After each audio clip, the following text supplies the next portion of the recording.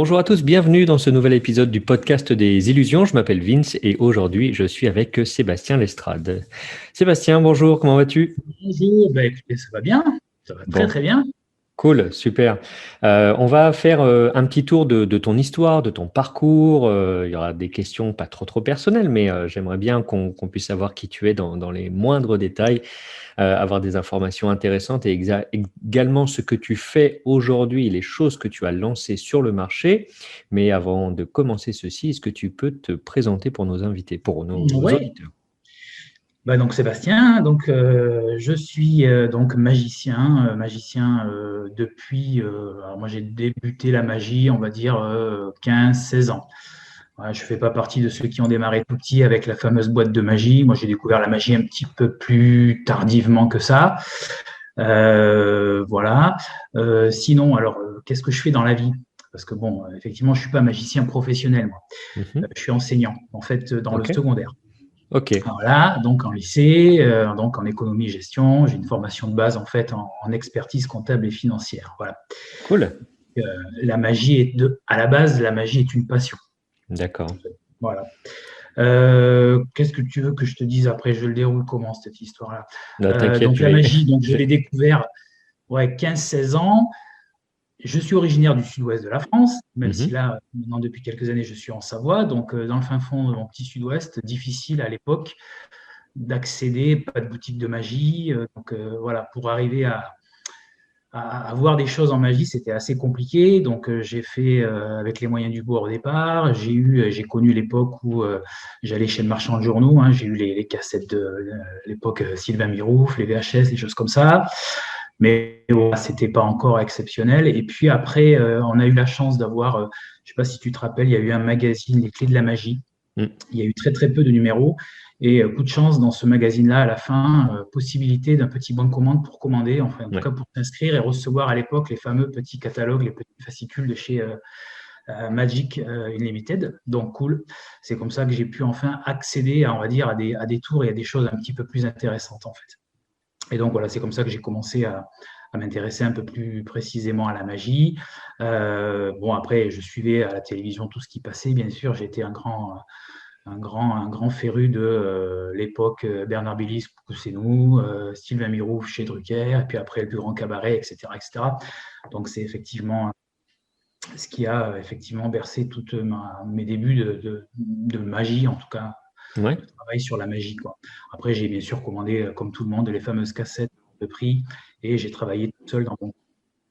Ok, Voilà. ça marche. Comment c'était un peu le contexte de ton enfance, ton parcours scolaire et tes études? Raconte-nous un petit peu cette partie-là de l'enfance, comment ça a évolué? C'était rien de assez classique finalement, une étude plutôt classique, hein, ni chaotique ni faramineux.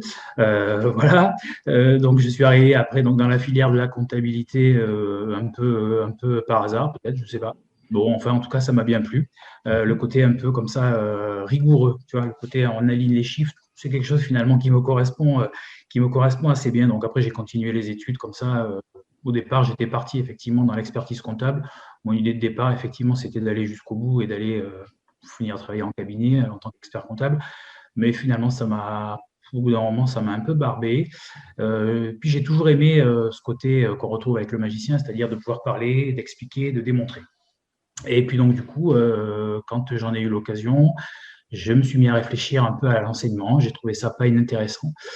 Et donc, j'ai pris le biais. J'ai passé le concours donc, pour être enseignant en secondaire. Et donc, je suis devenu enseignant. Ok, et Voilà, donc et ça me plaît bien. Ça me plaît tu- bien parce qu'effectivement, j'aime bien parler, j'aime bien expliquer les choses. Voilà. ça fait combien de temps maintenant que tu es enseignant secondaire?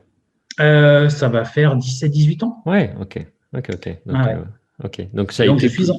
Pardon, j'allais vas-y. dire, ça a été plus ou moins finalement un choix qui a été suffisamment tôt finalement, et puis tu es resté sur cette voie-là, quoi. Ah oui, oui, complètement. J'ai pas eu de changement de parcours, hein. Non, non. Ça a été quelque chose d'assez droit. J'ai commencé, d'ailleurs, j'étais enseignant, j'avais 24 ans. Hmm, ok. J'étais déjà devant les élèves. Donc, c'était d'ailleurs assez marrant, d'ailleurs, à cette époque-là, finalement, quand tu y penses, parce que 24 ans, tu te retrouves dans le secondaire. Hmm, Tu as des élèves, des fois, qui sont pas plus âgés que toi.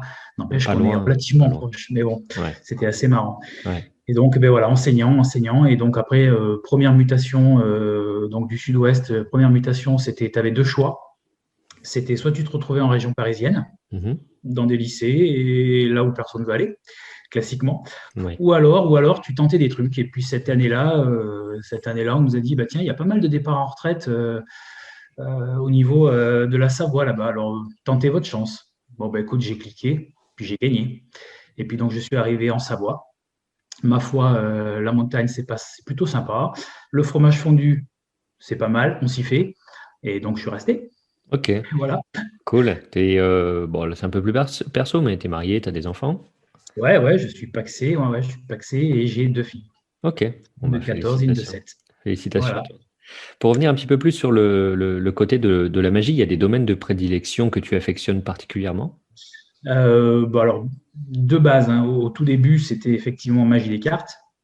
Parce que pour moi, de toute manière, si tu me demandais la définition de ce qu'était un magicien, bah, c'était forcément quelqu'un qui avait un jeu de cartes dans les mains.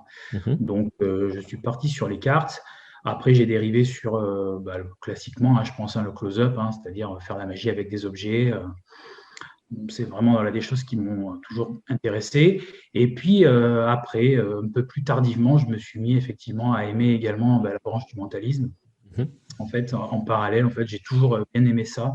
J'ai très rapidement, dès que j'ai eu l'occasion en fait de pouvoir acheter des bouquins, des choses comme ça intéressantes en mentalisme, je suis parti là-dedans. J'aime bien en fait, voilà. Mais c'est vrai que moi, ce que j'aime, bon, on peut en parler dès maintenant, mais que ça soit en close-up, en mentalisme ou quoi, ce que j'aime, moi, c'est le truc. Ce que j'aime, c'est l'ingéniosité, le petit, voilà, la petite mécanique derrière. Moi, ça, c'est quelque chose que j'affectionne énormément. Le côté, Ok. pas bricolage, mais en tout cas, ouais, le truc, comment ça marche. Et ouais, c'est vraiment ce qui guide mon travail de magie en permanence. Ok. Du coup, ça nous emmène tout de suite à ton actualité et la raison pour laquelle on se rencontre aujourd'hui pour la première fois d'ailleurs, parce qu'on ne se connaissait pas avant. Nous faisons connaissance. Ton actualité m'intéresse parce que tu es fabricant et d'objets assez particuliers. Est-ce que tu peux tout nous dire là-dessus?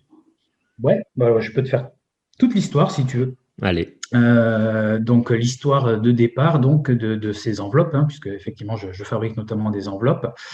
C'était il y a 1 an et demi, hein, un petit peu avant Blackpool 2019. Donc j'étais en train de discuter avec des collègues. Là, on a un groupe de discussion là où il y a des gens, on va dire, on peut citer quelques noms, hein, Aloïs, Stéphane Mancier, Henri et plein d'autres. Et donc, on discutait de tout, de rien, voilà, mentalisme, bien sûr. Et Stéphane me dit, bah, tiens, il savait déjà que je bricolais pas mal, que j'avais un peu de matériel pour bricoler. Il me dit, tiens, c'est marrant, j'aurais besoin d'enveloppes. Il me dit, Seb, est-ce que tu peux me faire des enveloppes? Je lui dis, oui, si tu as besoin d'enveloppes, je te fais des enveloppes, il n'y a pas de souci. Il m'envoie un format d'enveloppe, il me dit, est-ce que tu pourrais me faire un petit set d'une dizaine d'enveloppes comme ça, je vais en avoir besoin. Je dis, écoute, banco, je te fais les enveloppes.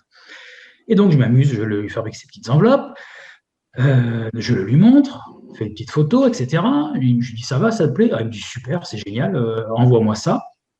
Mais je dis ok, je vais t'envoyer ça.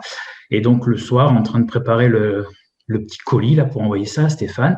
Et puis je me dis, je mets ça dans l'enveloppe, je dis tiens, c'est marrant, les enveloppes, elles vont bouger, elles vont pas se tenir ensemble, qu'est-ce qu'il faut que je fasse? Et puis là, instinctivement, je sais pas pourquoi, je me dis tiens, je vais les encercler d'un petit bout de papier là un petit peu, je pense, instinctivement, je pense, tu sais, les cigares, ils ont une espèce de petite Ouais. couronne autour d'un cigare. J'ai dit, c'est Hmm. marrant, je vais m'amuser, je vais lui encercler les enveloppes pour pas qu'elles bougent. Je dis comme ça, ça évitera qu'elles bougent. Et donc, je fais ça, je fais ce petit cerclage de papier dessus, blanc.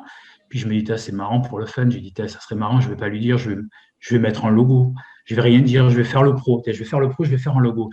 Je cherche rapidement sur Internet. Bon, de base, j'avais déjà quelques idées de ce que j'aurais voulu faire si j'avais été vendeur. J'ai toujours été très passionné des années, tu sais, les années 30, les années Hmm. folles, Gatsby le Magnifique, des choses comme ça. Tu vois, Gentleman, etc. Donc, je tape quelques mots-clés et puis donc, voilà, Google, machin, tu cliques, tu avances, tu te déplaces. Et puis, je finis par tomber au milieu d'une image sur la symbolique, là, une espèce de profil d'un gentleman avec son petit chapeau de forme. Je dis, c'est vachement marrant. Je vais mettre ça, je dis rien, je lui mets ça, je découpe. Et puis donc j'arrive à ce fameux, je peux montrer comme ça, comme il y a l'image, donc j'arrive à ce fameux machin, là, comme ça, ce petit bonhomme. Puis bon, je mets ça dessus, je dis rien, je dis à Stéphane, écoute, Ça y est, je t'ai posté tes enveloppes, tu me diras quand elles seront arrivées ce qu'il en est. Et donc, 2, 3 jours après, Stéphane reçoit les enveloppes et là, il me contacte, il me dit non mais c'est génial, tes enveloppes elles sont extraordinaires, la qualité elle est ouf. Et il me dit j'adore le cerclage, j'adore le logo, j'adore tout, etc. Enfin, bref, il me dit mais il faut absolument que tu proposes ça à la communauté. Il y a de la demande, tu vas avoir de la demande, il y a des gens qui sont à la recherche d'enveloppes, il n'y a rien là-dessus. Je dis non, qu'est-ce que tu me racontes, c'est non. Et puis bon, poussé par bien sûr tous les autres derrière qui boostent à fond, il dit non mais vas-y, il faut y croire, tu vas voir. Bon. Et c'est comme ça qu'est née effectivement cette petite idée de fabrication d'enveloppes. Après, donc, j'ai trouvé le nom, donc Handmade Manufacturer. Au départ, de toute façon, j'étais dans cette logique de dire je veux un truc qui soit lié à l'artisanat. Je dis, je vais pas marquer voilà, l'artisan, etc. Donc, bon, je cherche, voilà, puis je trouve donc en anglais Handmade Manufacturer, je me dis, wow, c'est plutôt pas mal. Et donc, voilà comment est né Handmade Manufacturer et donc cette petite fabrication, cette boutique de fabrication d'enveloppes. D'accord. Parmi toutes les enveloppes que tu proposes, quels sont les différents formats et quelles en sont les particularités de ces enveloppes? Alors, de base, je fabrique surtout Alors, je suis parti sur le format que m'avait demandé Stéphane au départ, hein, c'est-à-dire je travaille beaucoup sur ces formes d'enveloppes type coin enveloppe, tu sais, celles qui s'ouvrent par le haut, en fait. D'accord. Donc, la plupart des choses que j'ai créées pour l'instant ont ce format-là, mais pas que, mais en tout cas, une grande majorité de ces enveloppes-là. Au niveau de ce que je fais, en fait, je n'ai pas de restriction. Je propose des choses, j'ai une gamme de déjà 8-10 produits. Mais en fait, ce que j'aime, c'est travailler à la demande, en fait. Donc, moi, je publie des choses, j'essaye de faire un peu de communication, mais moi, ce que j'aime bien, c'est quand quelqu'un m'appelle et me dit est-ce que tu peux me faire telle enveloppe qui a tel format, qui a telle couleur, qui a telle fonctionnalité? D'accord. Moi, c'est ce que j'aime. Après, effectivement, j'ai réussi à travailler déjà quelques enveloppes et des créations, des choses qui me sont personnelles, mais de base, j'essaye de répondre à tout ce qui est m'est demandé. Des choses, voilà, je peux te montrer plein de choses. Hein, tu vois, on m'a demandé, quelqu'un qui me dit est-ce que tu peux me faire une découpe? Je fais une découpe. Quelqu'un qui me demande est-ce que tu peux me faire une enveloppe à double sortie? Je fais des enveloppes à double sortie. Je fais des enveloppes à triple sortie. Il y en a qui me demandent est-ce que tu peux. Alors, ça, c'est quelque chose que je fais depuis pas très longtemps maintenant, un marquage à chaud. Donc, avec finalement un peu tout et n'importe quoi. Donc, effectivement, j'essaie de répondre à la demande de ce qui m'est demandé. Et puis, quand de temps en temps, j'ai une idée de quelque chose qui est sympathique, une idée de création, quelque chose, bon, je le sors et je le propose de façon officielle. Et sinon, voilà, je réponds vraiment à n'importe quelle demande. D'accord, donc on est vraiment dans la personnalisation la plus totale, quoi, Oui, que la personne te demande. À la base, c'est vraiment ça. Voilà, j'avais envie de ce travail-là, de travail à façon, de travail à la demande.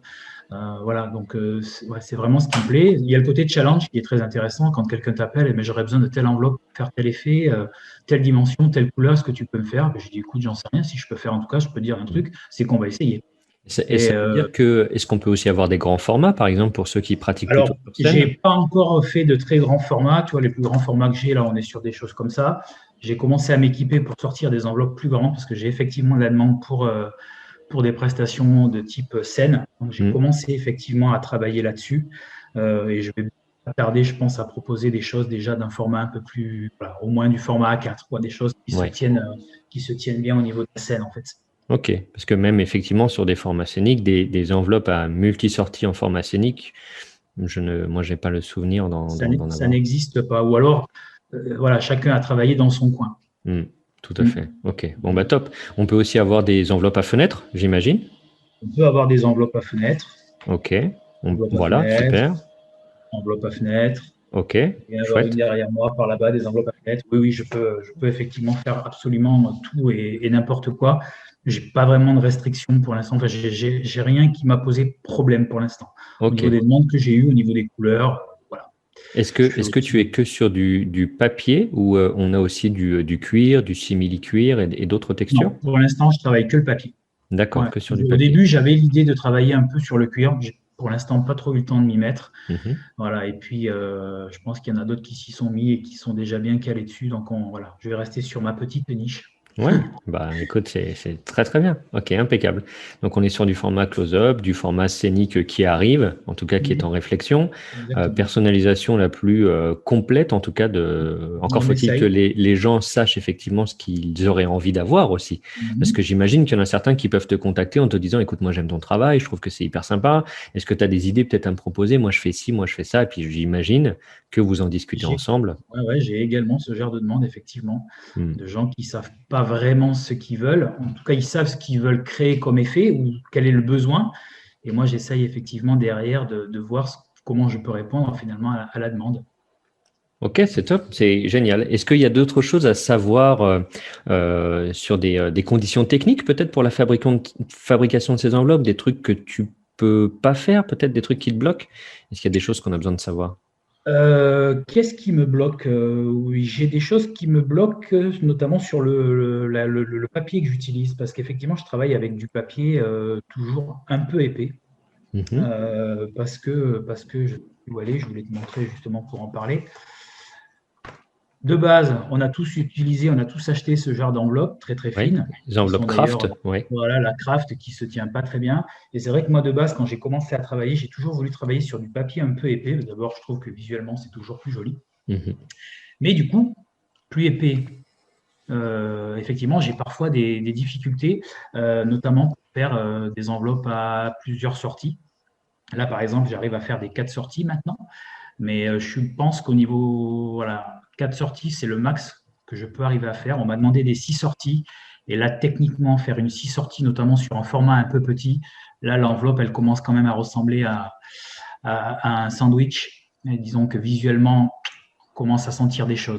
Mhm. Donc, pour l'instant, je suis un peu, entre guillemets, bloqué euh, sur effectivement le nombre de sorties. En tout cas, pour les enveloppes à sortie, c'est des choses que pour l'instant, j'ai encore du mal à faire. Sauf si, et c'est pour ça que je veux passer sur des formats saines, si on agrandit la taille de l'enveloppe, je pense qu'on va pouvoir avoir de l'épaisseur pour travailler. Mais quand tu es sur une petite enveloppe, tu as quand même effectivement des contraintes. Ça, c'est la première contrainte. La deuxième contrainte que j'ai, c'est qu'on a toujours cette volonté de vouloir faire en sorte que l'enveloppe puisse être utilisée plusieurs fois.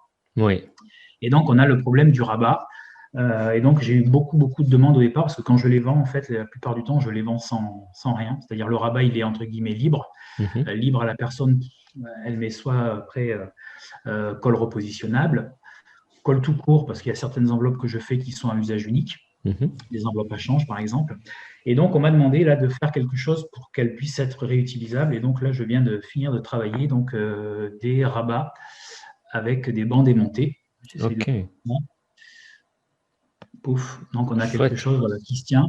J'ai mis un peu de temps à m'y mettre parce que voilà, je voulais quelque chose qui soit quand même Mhm. esthétique. Voilà, je suis content déjà de ça. Je ne suis pas encore satisfait pleinement parce que dans ma tête, j'aurais bien aimé que tout ce qui est aimantation soit entre guillemets caché. Mhm. C'était dans mon cahier des charges, j'aimerais avoir des rabats aimantés et que les aimants ne soient pas visibles. Sauf que pour l'instant, j'ai des contraintes effectivement de force d'aimantation. Je pourrais les résoudre là en mettant des petits aimants ronds, sauf que des petits aimants ronds, c'est juste pas possible pour moi. Au niveau de l'esthétique, mon cahier des charges fait que ça passe pas. Donc pour l'instant, je suis sur ces espèces de petits aimants comme ça, parce que je trouve qu'esthétiquement, c'est pas trop mal. Je peux en plus arriver à les découper, donc je peux arriver à leur donner, on va dire, un esthétique acceptable, et ils marchent plutôt bien. Ok. Donc voilà, c'est vraiment les contraintes que j'ai pour l'instant. J'en ai pas rencontré d'autres pour l'instant. En tout Mhm. cas, quand j'en ai, de toute manière, j'essaie de trouver des solutions pour essayer de les écarter. Pour les enveloppes à usage unique, est-ce que tu as la possibilité de faire tu sais, lorsque des facilités de découpage ou de déchirage de l'enveloppe, ça existe des espèces de micro-perforations dans les Oui, enveloppes? oui, oui. Oui, j'arrive à le faire, j'arrive à le faire. J'ai d'ailleurs retravaillé, et c'est une des premières enveloppes que j'ai retravaillées. Tu dois connaître l'enveloppe, la RICIP de Hiro. Je ne sais pas si c'est Mhm. une enveloppe à change qui te parle. Oui. J'ai toujours trouvé cette enveloppe affreuse, même si pourtant elle a été bien vendue, hein, elle est beaucoup utilisée. C'est l'enveloppe sur laquelle effectivement tu vois des pré-découpages sur Tout à fait. l'extérieur. Oui. Et je trouve que c'est quand même pour les spectateurs, je trouve que c'est un peu bizarre. Donc effectivement, j'ai retravaillé cette enveloppe moi, et tout ce qui est découpable, tout ce qui est déchirable, en fait, ça se voit pas. C'est-à-dire que le papier est pré-rayé, Mhm. mais il est à l'intérieur. Donc visuellement, D'accord. tu n'as rien à voir. sauf que tu vas pouvoir la déchirer avec la même aisance que la récipe, sauf que tu ne le vois pas. Et il me semble quand même qu'esthétiquement, quand tu le montres et que tu fais ton tour à un spectateur, c'est quand même plus convaincant que quand tu lui t'encelles les micro-perforations, parce que dans les yeux des gens, une enveloppe avec des micro-perforations sur la partie haute, quelque chose qui est un peu bizarre. Donc j'ai effectivement retravaillé ça et je peux effectivement pré-rayer des choses. Ok. D'ailleurs, la fonctionnalité, enfin, le rayage comme ça du papier, c'est quelque chose qui me sert notamment pour la réalisation des pliages de mes enveloppes, parce que j'essaye d'avoir quelque chose de très très fin et c'est vrai que c'est quelque chose qui m'aide beaucoup. Mm. Ok. Après, il est vrai que sur les micro-perforations qu'on voyait sur les enveloppes Hiro Sakai, ça a un intérêt, selon moi, c'est que quand tu donnes l'enveloppe à quelqu'un, c'est très facile de lui dire ouvrez-la là où il y a les pointillés. Il C'est les voit vrai, tout de suite. Ça, en tout cas, c'est même vrai. si l'esthétique, ça enlève beaucoup à l'esthétique, ça, je suis assez d'accord avec ça, ça a Mhm. l'avantage de Mais pouvoir la donner facilement. tu as raison dans ce truc-là, mais j'ai essayé justement de combler aussi cette problématique-là en travaillant sur la taille du rabat. Si tu as un rabat qui est plus haut et que tu en as un qui est plus fin, je pense qu'encore une fois, instinctivement, la personne devrait naturellement aller ouvrir l'enveloppe du côté du rabat le plus haut, puisque ça sous-tend que c'est le côté de l'enveloppe à Mm. ouvrir. Et c'est en tout cas comme ça que moi j'ai résolu le problème sur ce type d'enveloppe-là, effectivement. Ok. Est-ce que tu fabriques des enveloppes marquées? Par exemple, on te prend un Oui, set d'une dizaine d'enveloppes et elles ont tous un marquage que tu peux oui, repérer oui, oui, facilement. oui, Ouais. j'ai plusieurs marquages, ouais, effectivement, j'en ai plusieurs. Alors j'en ai notamment une qui donne d'ailleurs l'explication du pourquoi mes enveloppes d'ailleurs ont un nom. C'est vrai qu'on n'a pas parlé, ça, toutes mes enveloppes ont un nom de fleur, un D'accord. nom de fleur en latin. Alors si je te refais encore l'historique, encore une fois, de mes enveloppes, au tout début, donc j'étais encore une fois parti sur mes histoires là d'années folles. Mhm. Et comme je faisais les enveloppes de toutes les couleurs, au début, je me suis dit, bah, tiens, mes enveloppes, c'est simple, elles vont toutes avoir un nom de cocktail. J'ai cherché dans les cocktails avec les couleurs, je dis, c'est génial, l'enveloppe, hein, celle-là, elle a du curaçao, donc ça sera une enveloppe bleue, etc. Et donc, chercher des noms de cocktails, etc. Et puis, donc, je suis arrivé à travailler sur une enveloppe, alors qui n'est pas encore complètement commercialisée. Voilà, il y a des pourparlers en cours, donc on ne va pas en dire plus, mais en tout cas, c'est une enveloppe marquée. Et donc, comme elle a une propriété particulière, instinctivement, ça me fait penser à une fleur. Et donc, j'ai trouvé le nom de cette fleur. Et donc, j'ai marqué le nom de cette enveloppe-là avec ce nom latin. Et puis, c'est comme ça, en fait, que après, je me suis mis finalement à trouver un nom de fleur à toutes mes enveloppes. Et c'est pour ça qu'aujourd'hui, toutes mes enveloppes ont un nom de fleur que j'écris en latin. Ça, c'est pour le fan. Mais je suis parti sur cette idée-là. Mais oui, je fais des enveloppes marquées. J'ai plusieurs modèles, des choses très classiques, des marquages très, très simples, hein. Il y a des marquages tout simples, encore une fois, comme par exemple, tu joues sur, par exemple, une longueur de rabat, tu joues sur un arrondi. Qu'est-ce que j'ai d'autre après de ce que je peux dire? Parce qu'il y en a, pour l'instant, elles sont encore pas toutes Mhm. sorties. Je me suis amusé à en faire une que j'avais appelé les Pea Princess Enveloppes. Je les ai pas encore, j'ai pas renommé ça. Donc, les enveloppes de la princesse au petit pois, donc des enveloppes que j'ai marquées en fait en incluant dans le fond de l'enveloppe des petits, euh, des petits morceaux de carton en fait, mais que tu vois pas, mais par contre que tu sens très bien. Donc, ça te Hmm. permet au toucher de savoir l'enveloppe numéro 1, 2, 3, la Pea Princess Enveloppe. Génial. Voilà. Mais voilà, des idées de marquage, j'en ai effectivement plusieurs. Ça a été quelque chose sur lequel j'ai beaucoup travaillé, effectivement. En fait, pour l'instant, les seules sur lesquelles j'ai pas trop travaillé, enveloppes, c'est plutôt les enveloppes à pic. Et Hmm. donc, je suis en train justement de travailler là actuellement dessus. C'est vrai qu'au départ, j'ai fait beaucoup d'enveloppes à change, beaucoup d'enveloppes marquées. Et donc là, je suis en train de réfléchir à des idées d'enveloppes à pic. Alors, pas que des enveloppes, hein, d'ailleurs, je suis en train de travailler aussi sur des étuis, des petits fourreaux, enfin des choses comme ça Mhm. qui vont permettre de faire des pics. Ok, bah génial, parce que c'était justement ma question suivante. Donc, pour le coup, tu viens d'y répondre. Est-ce que, il y a des accessoires qui vont très bien avec les enveloppes que tu peux mettre à disposition? Tout bête, hein, mais peut-être les bons formats de papier qui vont dedans parce qu'ils ont la bonne couleur, est-ce qu'ils ont les bons Oui, logos des clients, etc. Tout ça, tu peux le ouais, je proposer? peux aussi découper, et je découpe d'ailleurs des stacks de cartes en fait qui vont fitter complètement avec l'enveloppe. Effectivement, c'est des choses que je peux faire. Donc j'en ai déjà fait et effectivement j'en fais. Ok. On a demandé plusieurs fois. J'ai fait des découpes aussi pour pouvoir faire des how to lunch personnalisés. Donc Mhm. bref, c'est des choses que je peux faire. Effectivement, il n'y a pas de souci là-dessus. Dans les choses un peu farfelues aussi qu'on m'a demandé, tu vois, je me suis amusé à refaire des index. Ok, ouais. Et tu vois, des choses comme ça, c'est des choses effectivement que je vais pouvoir faire. Dès l'instant où je suis sur du papier, de toute manière, voilà, Hmm. pour l'instant, j'arrive à faire plein de choses. Donc effectivement, ce genre de choses, je peux faire. Je suis également en train, là, c'est des choses en termes d'accessoires supplémentaires, je vais pas tarder à proposer peut-être une petite idée de marquage avec des trombones, une petite D'accord. idée que j'ai eue, sur lequel voilà, je suis encore en train de travailler.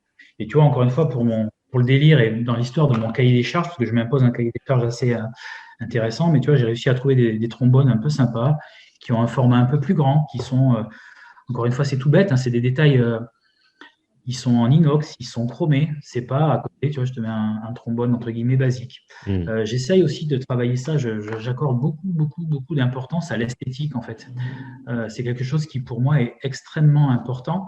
Alors, je ne sais pas comment toi tu ressens le mentaliste et le mentalisme, mais pour moi le mentalisme c'est toujours le mentaliste c'est quelqu'un d'élégant. Hmm.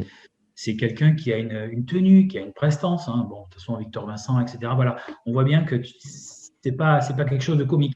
Donc, tu dois avoir une certaine prestance. Et donc, dans mon cahier des charges, il y a voilà, cette notion d'esthétique et de qualité jusqu'au bout du truc, ça fait partie du personnage. On a tous, chez nous, je suis sûr que si je te demande si tu as un joli portefeuille, tu vas me dire que oui, tu as un joli portefeuille. Et si je te demande si tu as de jolis cups and balls, tu vas me dire oui, j'ai de jolis cups and balls. Et donc la question, c'est pourquoi tu n'aurais pas de belles enveloppes? Hmm. Et donc c'est vraiment quelque chose que, voilà, que j'essaye de mettre en avant. On doit avoir de belles enveloppes. Il n'est pas question de sortir un joli portefeuille et de sortir une belle prédiction dans une enveloppe qui n'est pas jolie. Donc Ouais. tu te dois aussi d'avoir une certaine élégance jusqu'au bout. Et donc l'enveloppe et le trombone, tout doit être, selon moi en tout cas, tout doit être sur la même longueur d'onde. Ouais, je suis assez d'accord avec ça. Cool, c'est top.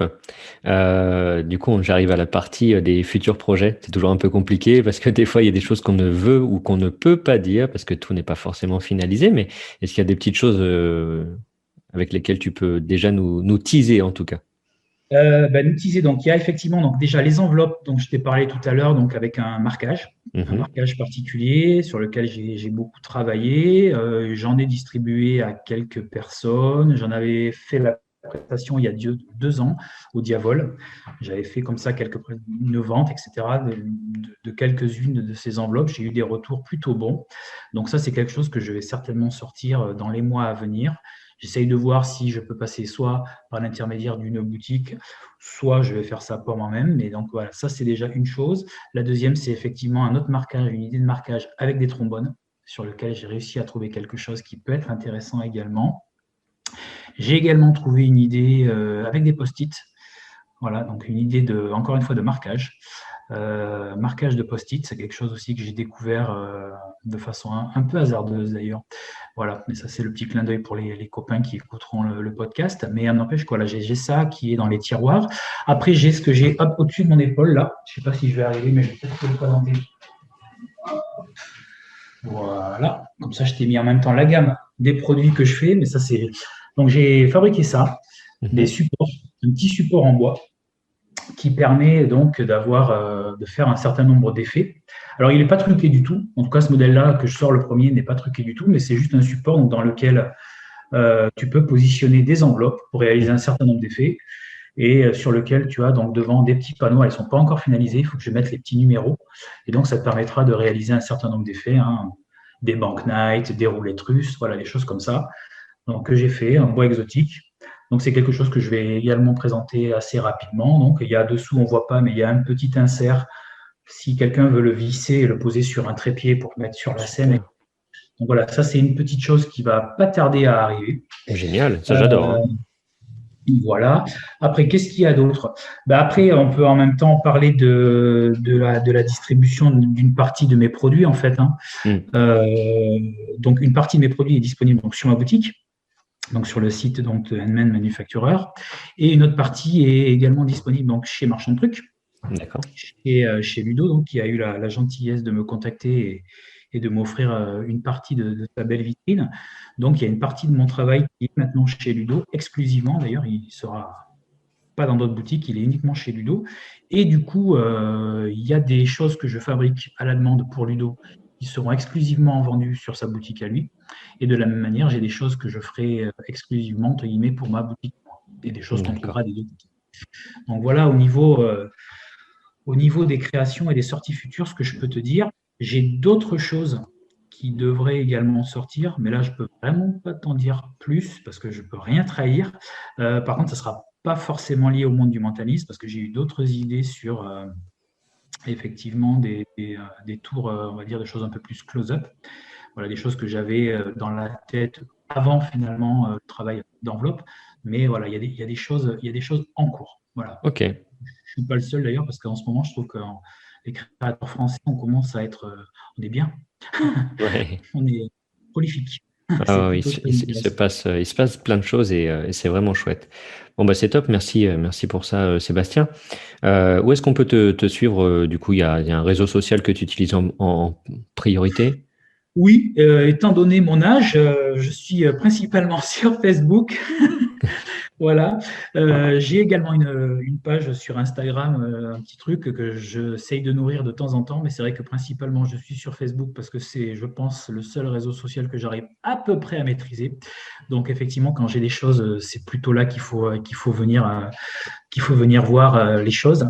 Et sinon, après, il y a mon petit site internet donc, qui est officiellement ouvert depuis quelques semaines avec la boutique, que j'essaye comme ça d'alimenter un petit peu. Mais c'est vrai que principalement, c'est ma page Facebook. Ce que je fais souvent, c'est qu'en fait, quand quelqu'un me demande quelque chose que je n'ai jamais fait, ben, je profite de l'occasion pour effectivement faire des photos, des vidéos et faire un peu de communication autour de quelque chose qui est Hmm. nouveau. Voilà. Donc, ouais, Facebook Ok. principalement. Donc, Ouais, je te c'est tout retrouve simplement. sous quel nom sur la page Facebook? Ah, Handman Manufacturer. Ok, super. De toute façon, je mets le lien dans la description Handman YouTube Manufacturer. et audio du podcast pour les gens qui veulent te retrouver. Bon, c'était top. Merci pour tout ça. Moi, ça m'a donné très envie. Je tenais absolument à t'avoir aujourd'hui, tout simplement parce que, en fait, je me suis posé une question. Je me suis dit peut-être que ça va servir à d'autres personnes. Quand j'ai vu ton travail, je me suis dit, super, les enveloppes sont hyper jolies, mais moi, je ne sais pas ce qu'il est possible de faire, en fait. Je n'ai pas le champ des possibles. Et c'est ce qui m'a fait réfléchir en fait. Donc j'espère qu'en tout cas ce podcast vous aura permis d'avoir des idées, de vous dire ah c'est effectivement ça j'y avais pas pensé, je savais pas que c'était possible et c'est top si ça a pu vous aider. En tout cas c'était le but. Merci merci à toi pour ta Et disponibilité merci à toi pour cette avec interview et cette petite fenêtre encore une fois. avec Merci grand beaucoup. plaisir. Merci à tous de nous avoir suivis, regardés et écoutés. Vous pouvez retrouver le podcast en vidéo sur YouTube, sur la chaîne YouTube bien évidemment, en audio également sur SoundCloud où là c'est redistribué sur toutes les plateformes Android, également sur Spotify, ça marchait aussi sur iOS. Vous pouvez venir nous mettre une belle note pour faire monter le podcast dans son classement et le faire connaître à d'autres personnes. Il y a également une page Tipeee qui est ouverte pour tous ceux qui souhaitent participer si vous en avez envie, si le cœur vous en dit, avec quelques récompenses pour, selon certains paliers que je vous laisserai aller découvrir. Il y aura aussi du contenu exclusif et des jeux concours. Je vous recommande également de vous abonner sur la version vidéo et également sur une plateforme audio, car certains épisodes ne nécessiteront pas de vidéo et seront peut-être même brefs et seront directement publiés en audio sur les plateformes de podcast. Merci à tous de nous avoir regardés et écoutés en vous souhaitant une très belle journée et je vous dis à très bientôt. Salut. Bye. Salut.